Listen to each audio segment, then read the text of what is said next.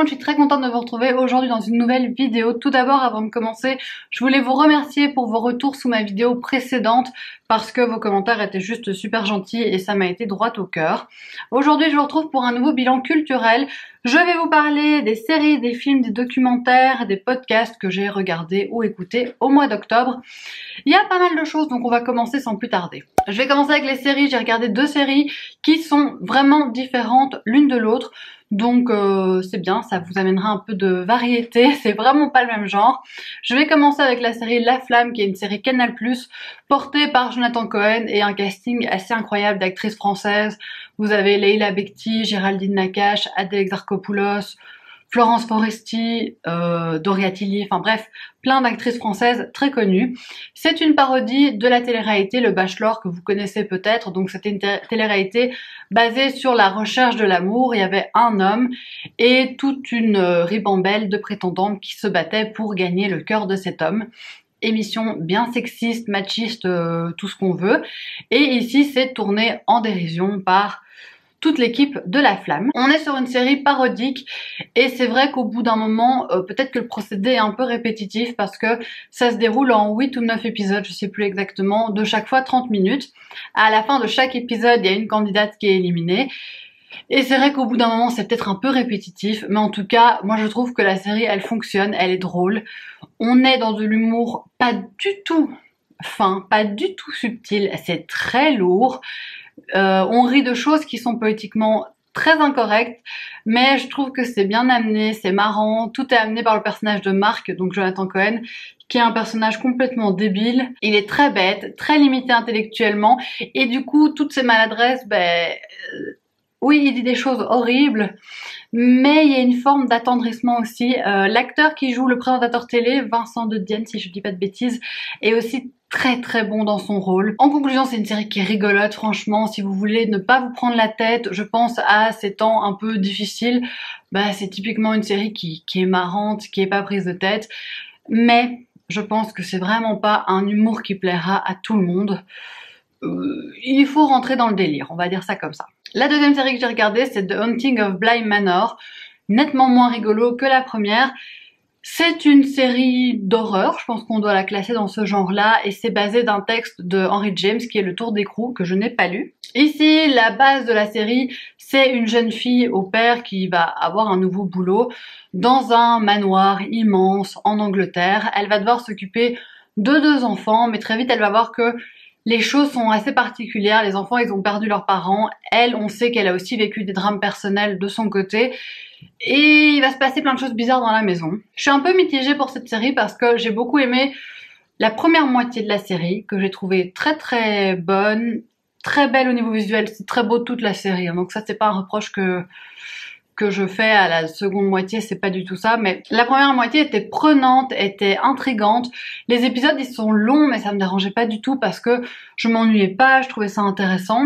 Et en fait, pour moi, le problème est venu dans la deuxième partie, parce que dans la deuxième partie, on part dans quelque chose de très loufoque et très bizarre. Les personnages vont tout le temps avoir des flashbacks, mais on ne sait pas si c'est la réalité ou pas. Donc on part dans du rêve et en fait, on ne sait pas si c'est vrai ou pas. J'aime pas ce genre de procédé, j'avais l'impression d'être dans Inception et que je comprenais rien du tout. En fait, j'aime pas le genre de procédé où on m'explique un truc pendant une demi-heure et puis on me dit en fait c'est pas vrai, ou en fait c'était un rêve. Ça m'a saoulée au bout d'un moment. Et j'ai été soulagée quand la série s'est finie et j'avoue que autant ma curiosité avait été hyper piquée par le début, autant à la fin, c'est retombé quoi. Et j'étais contente que ça se termine. Autre point négatif pour moi, c'est que la série elle fait pas peur, mais pas peur du tout. Je pense qu'un enfant de 12 ans peut regarder la série. Il n'y a rien qui fait peur dans la série, honnêtement.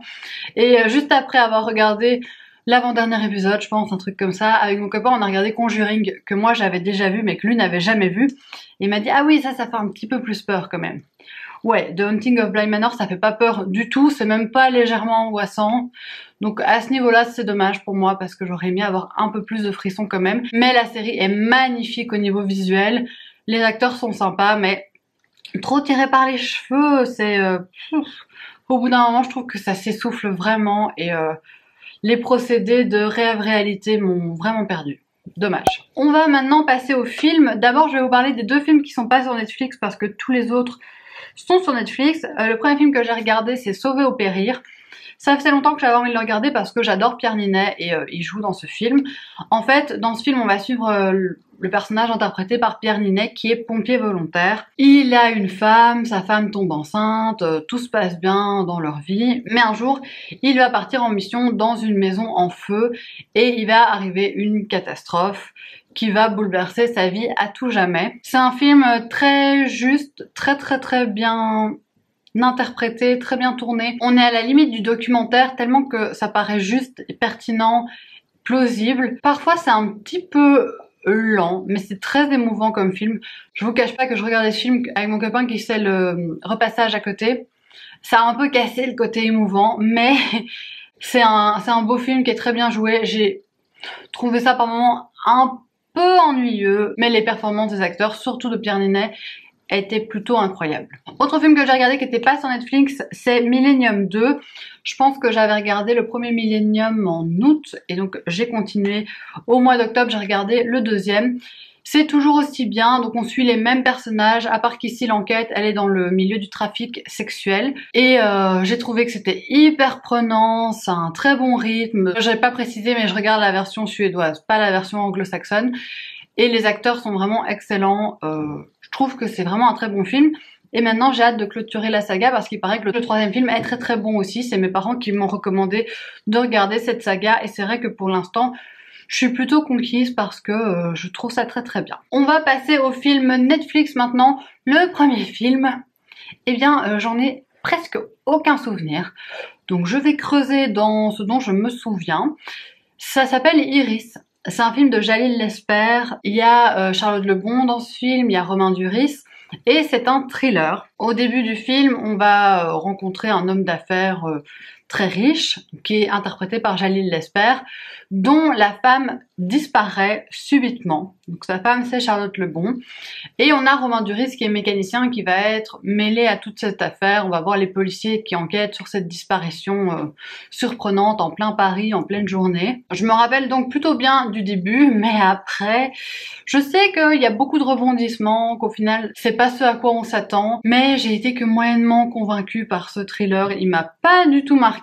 Je me rappelle que c'est assez noir, mais je suis incapable de vous faire une critique complète et constructive du film parce qu'il m'est sorti de la tête et que au début j'étais dedans, je trouvais que c'était sympa et au fur et à mesure j'ai trouvé quand même que ça s'essoufflait un petit peu et j'ai fini par ne plus trop m'y intéresser, donc pas grand chose à vous dire de ce film-ci. Autre film que j'ai regardé qui là était très bon, c'est le film Les Évadés avec Morgan Freeman et j'ai appris que c'était adapté d'une nouvelle de Stephen King. Et je me suis quand même dit, c'est dingue, tous les bons films, non pas tous, mais beaucoup de bons films sont quand même adaptés de Stephen King. Donc Les Évadés, c'est l'histoire d'un homme qui est accusé d'avoir tué sa femme et son amant et il va être amené en prison, il va être condamné à perpétuité et là-bas il va rencontrer plein d'hommes dont Morgan Freeman et tout un tas d'autres personnes. On va aussi suivre certains prisonniers qui vont sortir de prison, qui vont devoir se réinsérer. C'est un très beau film sur l'amitié, sur l'espoir, sur les prisons parce que on est aussi très concerné par le sort de ces prisonniers qui savent que probablement ils ne sortiront jamais parce que c'est tous des gens qui ont commis des choses très graves, des délits très graves. C'est un film qui est émouvant sans être tire-larme, c'est un film qui dénonce pas mal de choses aussi. Personnellement, moi j'ai été beaucoup marquée par le traitement des hommes dans ces prisons.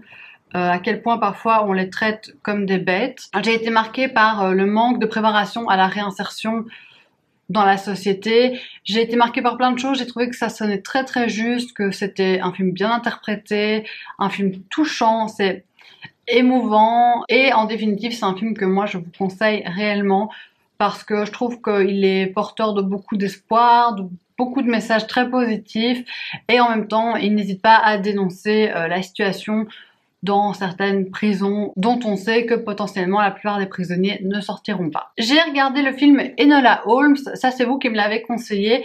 Je vous ai un jour demandé sur Instagram si vous aviez un film à me conseiller et vous avez été très nombreux à me parler d'Enola Holmes. J'en avais déjà entendu parler mais je comptais pas le regarder, pour être honnête, parce que je me disais ouais c'est un film d'ado, je sais pas si ça va me plaire. C'est un film d'ado, clairement, mais c'est un film d'ado vachement sympa. Attention, je dis pas que les films d'ado normalement ne sont pas sympas, juste c'est pas le type de film vers lequel je vais me diriger. Enola Holmes, c'est la petite sœur de Sherlock Holmes. Elle vit seule avec sa mère qui lui a donné une éducation très féministe, une éducation hors des sentiers battus. Et sa mère va disparaître et elle va décider de partir à la recherche de celle-ci, de comprendre ce qui s'est passé. Et donc elle va quitter sa grande propriété dans la campagne anglaise pour aller à Londres et pour chercher sa mère. L'actrice qui joue Enola Holmes, c'est Millie Bobby Brown et je trouve qu'elle est vraiment super dans le rôle. Elle joue super bien son rôle. Le truc qui m'a gênée, mais c'est pas de sa faute, c'est dans le scénario, c'est que Enola Holmes va tout le temps s'adresser à nous pendant le film, donc elle regarde la caméra et elle parle aux spectateurs. Et moi, c'est un procédé que je trouve ultra gênant. Je sais pas l'expliquer, je déteste ça. Je trouve que c'est pas naturel.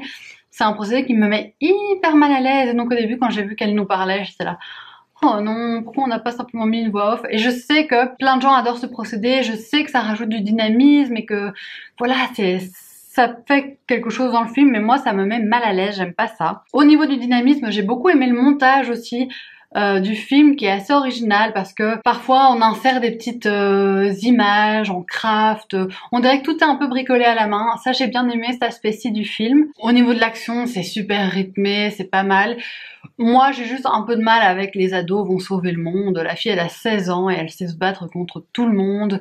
Personne ne lui résiste. Moi, à 16 ans, je me serais retrouvée dans toutes ces situations. Je suis morte à la minute 5 du film. Mais elle s'en sort très bien. Et en fait, c'est ça qui m'a parfois fait un peu lever les yeux au ciel. C'est cet aspect jeune fille qui révolutionne le monde. Par contre, c'est génial parce que c'est une héroïne badass. C'est un film très féministe. Cette perspective féministe, elle est aussi portée par le personnage de la mère qui a éduqué sa fille d'une manière novatrice, d'une manière libérée. Donc la mère, elle est interprétée par Helena Bonham Carter, mais on la voit à peine dans le film. C'est un film qui est plaisant à regarder, c'est un film hyper rythmé, ça passe bien, c'est sympa, les images sont très belles, les décors sont très beaux. Vous allez peut-être trouver qu'il y a certains travers qui reviennent, et moi c'est ce que j'ai trouvé. C'est ce côté, les ados survivent à tout, peuvent tout affronter, alors que dans la réalité, en tout cas dans ma réalité, à 16 ans, je pense que j'aurais été bien mal de me retrouver toute seule et de devoir chercher mes parents. J'aurais beaucoup plus paniqué qu'Enola Holmes, en toute honnêteté. Autre film Netflix que j'ai regardé et que j'attendais impatiemment, c'est Rebecca. Vous le savez peut-être, j'avais eu un énorme coup de cœur pour le roman de Daphné du Maurier, Rebecca. Et j'étais super impatiente de voir l'adaptation Netflix. Je l'ai donc regardé quelques jours après sa sortie et j'ai adoré cette adaptation. Pourtant, je partais un petit peu sceptique parce que j'avais entendu des critiques assez négatives et moi j'ai trouvé que c'était une très bonne adaptation, que c'était fidèle au roman.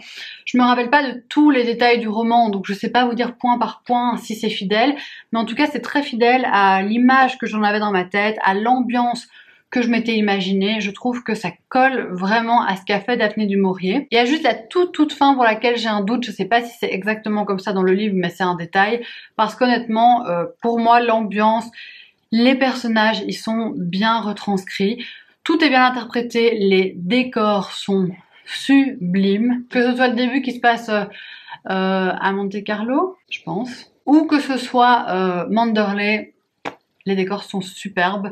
Les acteurs sont bien choisis, je trouve. Enfin, moi, j'ai passé un excellent moment devant ce film et j'avoue avoir du mal à comprendre les critiques négatives parce que je trouve que c'est une très très bonne adaptation. Et si vous ne connaissez pas, bon déjà je vous conseillerais peut-être de d'abord lire le livre de Daphné du Maurier qui reste pour moi un incontournable. Mais si le film vous intéresse, franchement lancez-vous parce que moi j'ai trouvé qu'il était très bien et très fidèle au roman. On peut maintenant passer au documentaire reportage. Le premier que j'ai regardé, c'est sur Netflix, c'est La sagesse de la pieuvre. Ça va nous parler de la rencontre et de l'amitié qui va se nouer entre un homme et une pieuvre. Donc c'est un homme qui était pas bien, qui était en dépression et qui a commencé à faire de la plongée tous les jours. Je pense que ça se passe en Afrique du Sud, si mes souvenirs sont bons. Et tous les jours, il va plonger et il va rencontrer une pieuvre. Et les pieuvres, normalement, sont très méfiantes. Elles ne se laissent pas approcher, mais petit à petit, celle-ci, elle va se laisser approcher par cet homme et ils vont se rencontrer tous les jours. Et ils vont créer un lien très très fort. À ce niveau-là, c'est très émouvant. Moi, j'adore les animaux. Donc forcément, voir cette relation, j'ai trouvé ça très fort. Je vous cache pas qu'à des moments, moi j'ai trouvé ça un peu long. Les images sont très belles parce qu'on a des magnifiques images des fonds marins. Ça, c'est vraiment très beau. Mais à des moments, je trouvais quand même que ça tournait un petit peu en rond. Et puis, moi, j'ai toujours aussi du mal avec les reportages animaliers. Et pourtant, je sais que c'est la nature, que c'est comme ça. Mais quand des animaux se font bouffer par d'autres, ça me... Ouh, non, c'est trop... j'ai pas envie de voir ça. Ça peut paraître complètement cucu, niais, tout ce qu'on veut, mais j'ai du mal à voir ça. Donc, dans ce reportage-ci, c'est pas non plus exacerber cet aspect-là, mais bien sûr ça c'est quand même là. La pieuvre, elle va se faire attaquer par des requins et autres, et fou, c'est des moments que j'aime pas trop dans le reportage, mais ça reste une belle histoire entre un homme et un animal. C'est touchant, on apprend pas mal de choses sur les pieuvres qui sont au final des animaux que je connaissais très très mal. Par exemple, je pensais qu'une pieuvre ça pouvait vivre super longtemps, et ça vit en moyenne 1 an. Donc là je suis tombée de haut, moi je pensais que ça vivait 80 ans une pieuvre. J'étais bien à côté de la plaque. Deuxième reportage Netflix que j'ai regardé, c'est La famille Watts. C'est basé sur un fait réel qui s'est passé aux États-Unis il y a quelques années. Ce qui est chouette, c'est qu'ils n'en ont pas fait une mini-série, c'est juste en un reportage d'1h30 environ. Ça parle d'une famille qui s'exposait pas mal sur internet, une femme qui exposait son mari, ses enfants sur internet. Elle était micro-influenceuse parce qu'elle avait pas non plus beaucoup de gens qui la suivaient, mais elle aimait bien montrer toute sa vie. Et un jour, elle va partir en séminaire avec des collègues pour le boulot. Elle revient et elle disparaît avec ses filles. Et personne ne sait où elles sont. Et la police va commencer à enquêter. Le mari ne sait pas non plus ce qui est arrivé. On va interroger tout l'entourage, les amis, etc. Et on va découvrir pas mal de choses sur cette famille. Je ne connaissais pas ce fait divers. Je pense qu'aux États-Unis, il a été extrêmement mis en avant parce que dans le reportage, on voit beaucoup d'extraits des médias et je pense que c'est quelque chose qui a été énormément relayé aux États-Unis, que c'est une affaire qui a beaucoup marqué les gens. J'ai trouvé le reportage très bien fait. J'ai bien aimé le fait que tout nous soit expliqué en 1h30 et qu'on commence pas à étirer ça en 5 épisodes comme Netflix aime parfois bien le faire. Après, il n'y a pas non plus tant de choses à raconter. L'enquête est quand même vite résolue au final. Et ça faisait froid dans le dos. Ça fait toujours froid dans le dos de voir que ce sont des affaires qui sont vraiment arrivées. Mais j'avoue que j'aime bien ce genre de reportage. Autre reportage qui était sur Arte, il est passé sur Arte, mais il est aussi sur YouTube. Je vous le mettrai en barre d'informations, le lien pour y accéder. C'est un reportage sur Stephen King qui s'appelle Stephen King, le mal nécessaire. J'étais tombée dessus sur YouTube un peu par hasard et je l'ai regardé. Je l'ai trouvé super intéressant parce que au final, si j'aime énormément Stephen King, je ne connais pas forcément bien sa vie privée ou dans les très très grosses lignes. Et ça m'a énormément intéressée d'en apprendre plus sur lui. J'ai trouvé que le reportage, il était bien fait. Certes, il est peut-être un peu court et du coup, il permet pas d'exploiter toutes les facettes de la personnalité de King. Il y a plein d'œuvres de l'auteur sur lesquelles on s'attarde pas, donc c'est pas tout à fait complet. Et en fait, quand j'ai regardé ça, j'ai mis une story sur Instagram et Isabelle de la chaîne Isa Natural Tales y a répondu avec une autre story sur un podcast sur Stephen King. Je me suis dit, mais génial. Le podcast, il s'appelle Stephen King, le roi de l'horreur. C'est un podcast belge. C'est une émission en fait qui est passée sur la première. Mais je pense que tout le monde peut l'écouter en podcast. Je pense que c'est pas accessible qu'aux Belges. Et j'ai adoré ce podcast. En fait, il est divisé en énormément d'épisodes. Chaque épisode se centre sur un roman de Stephen King. Parfois 2 si c'est des nouvelles ou autres, on rassemble alors. Les épisodes sont super courts, ce qui fait que ça s'écoute très très très très vite. Ce que j'ai beaucoup aimé, c'est que le podcast ne spoile pas. Parce qu'il y a quand même plein de romans de Stephen King que j'ai pas encore lus, que j'ai envie de lire. Par exemple, je pense à Salem, qui est un de ces incontournables que je n'ai pas lu. Et je trouve que ça ne spoile pas, et ça c'est vraiment bien. Oui, parfois on vous dit la fin n'est pas joyeuse ou autre, mais on va jamais vous spoiler. Moi j'ai toujours un problème avec les podcasts ou les émissions qui parlent d'œuvres qui sont publiées depuis longtemps, c'est qu'on a l'impression que tout le monde les a lues et donc on peut spoiler. Les premiers, ce sont vraiment les classiques. On a l'impression qu'on a le droit de spoiler tous les classiques parce que tout le monde devrait avoir lu tout Balzac, tout Zola et autres. Mais en fait, c'est pas du tout le cas et laissez-nous découvrir les romans à notre aise. Et ici, on ne spoile pas. Donc on analyse, on explique le contexte, mais on va jamais vous raconter toute l'histoire et toute la fin. J'ai appris beaucoup de choses sur Stephen King et j'avoue que depuis, je ressors pas mal d'anecdotes sur Stephen King à tous les gens à qui je parle. Je suis désolée si ça vous énerve, les gens à qui j'ai parlé de Stephen King. Je peux pas m'en empêcher, j'apprends des trucs sur Shining, j'ai envie de le dire à tout le monde. Je trouve Stephen King passionnant. Et du coup, j'ai appris plein de trucs sur lui et j'ai peur de saouler tout le monde autour de moi. Désolée. Et le dernier podcast dont je voulais vous parler, c'est le podcast Les Pieds sur Terre. C'est un podcast de France Culture. Dans le dernier bilan culturel, je vous ai parlé du podcast Transfert. Les Pieds sur Terre, c'est plus ou moins le même concept.